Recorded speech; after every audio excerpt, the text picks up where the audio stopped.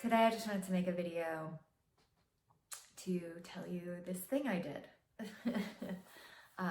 So I joined the military, and that may not seem like a big deal to many of you, but to go after and begin living a 20-year-old dream, well, in my mind, that's major.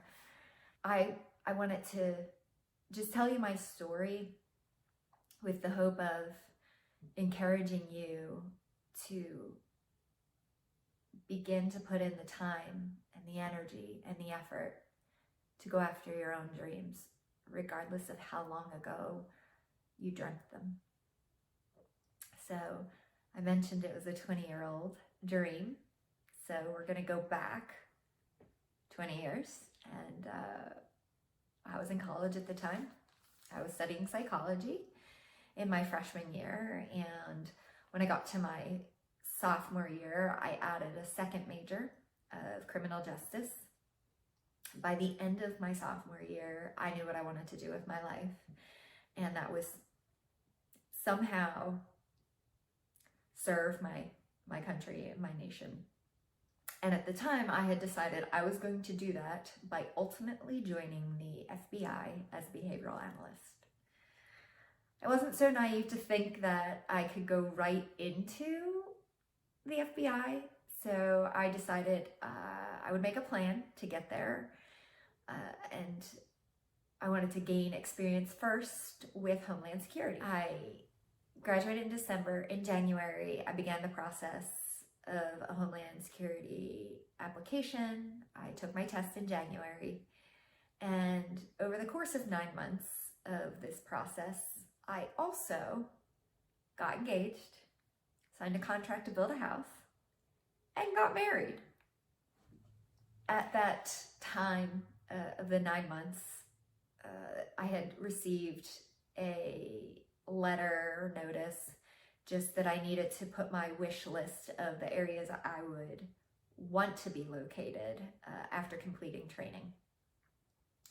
And I think at that moment, it was really hitting home that I was going to have to go away for 9 months to a year for training. And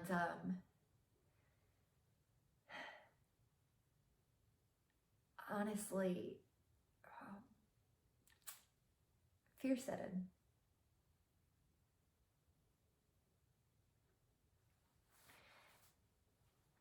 I stopped the process. I stopped engaging altogether. And obviously, when you don't engage in a process, it's over. And I didn't want to leave my husband. I didn't think it was a good way to build a marriage, and that part's true. But that's not the entire truth. There were fears behind it. I was afraid that I was going to fail my marriage. I didn't want that to be a possibility. So I didn't want to leave. The other major fears were that I just physically couldn't do it. I wasn't smart enough. Just in general, not good enough. That I didn't have the competence level it took. So I used the excuse that I didn't want to leave my new husband, which I didn't. I mean, like I said, that part's true. I didn't want to leave. And while I'm glad I stayed and built my marriage, it was a really good decision. The motivation behind the decision was fear. And stopped me from moving forward in my dream. Opportunities came up over the years, lots of them. And I was pushed by people along the way to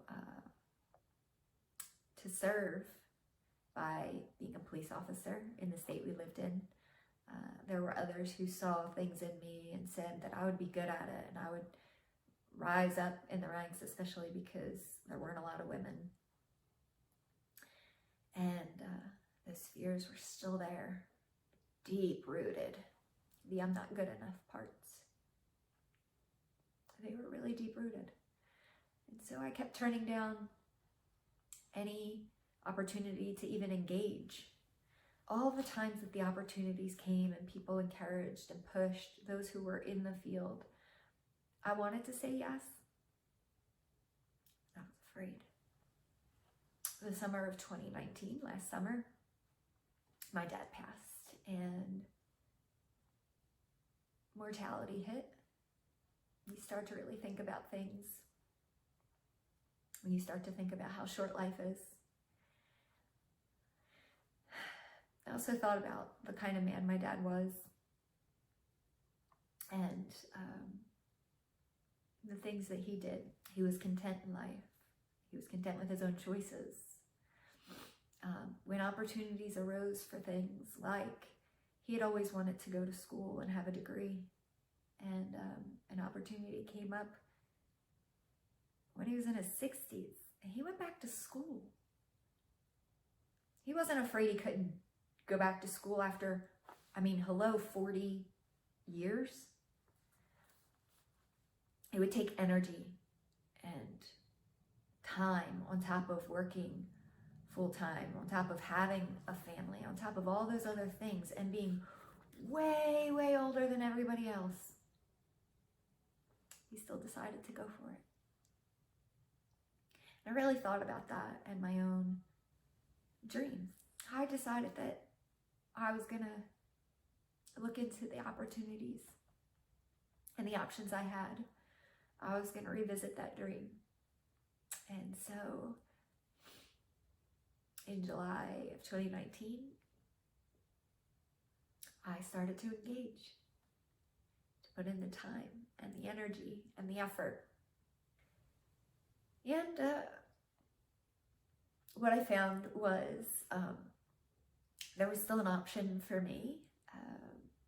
Sure, there are limiting factors because of my age, but when you're determined and you have a dream, you're going to find a way. And so I reached out to a recruiter who was for the reserves and focused on officers.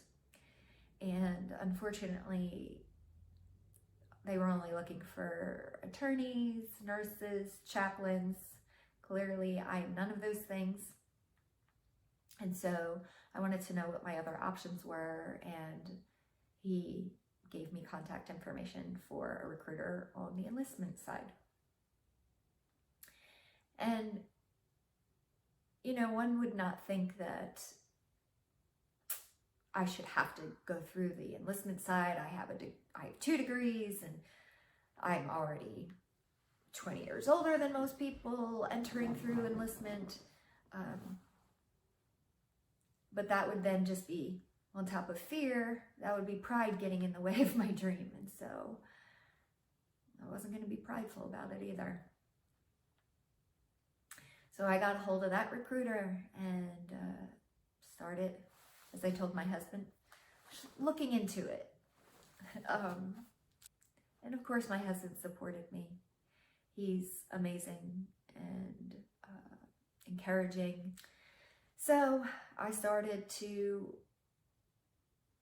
fill out the paperwork. Unfortunately, there were some red flags on the health side. After 40 years of life, I guess there's bound to be things that pop up. And I was told I needed clearance from a cardiologist as well as a pulmonologist. I went and got what I needed and submitted those things to the recruiter and had to wait for a medical review. During that time, I also started studying because I needed to take the ASVAB. And if you don't know what that is, that's a test that the military requires in order to determine whether or not you can enter into service. You have to have a certain score, and each branch has a different score requirement. But I had to start studying because it was math and English, and I hadn't done algebra since my sophomore year of college. So, I don't know, 19 years had passed. I needed to study.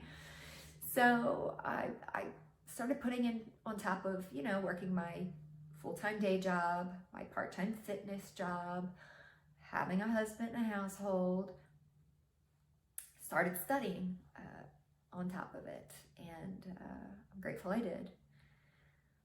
Because in January of 2020, I had to go take my ASVAB, which I did really well. Again, it was all the studying. I had gotten my first approval on the paperwork that I had submitted, and I didn't need a medical waiver, which was awesome. But I did have to go through MEPS. And any of you who know what MEPS is, you know why I'm laughing. Maybe I'll just do an entire video on my MEPS experience.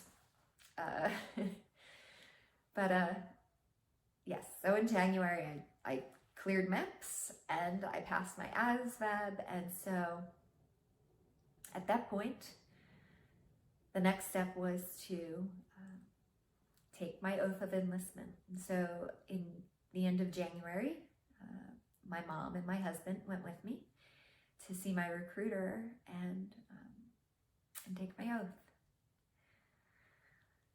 Of course, that's not the end, right? I just got started. And so during the summer, I had to also make it through boot camp and tech school, which that's where I spent my 39th birthday. Shout out to Flight 578. For you ladies, made my birthday as special as you possibly could, and that was amazing.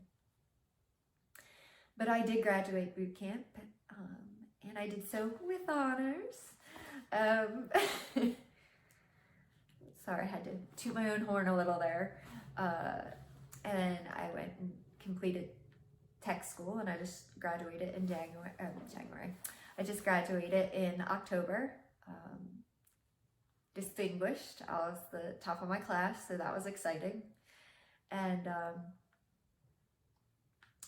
I've reached my dream. I am now able to serve my country, my nation. But again, I'm just beginning. And the last year or so was hard work. And the next several years are going to be work.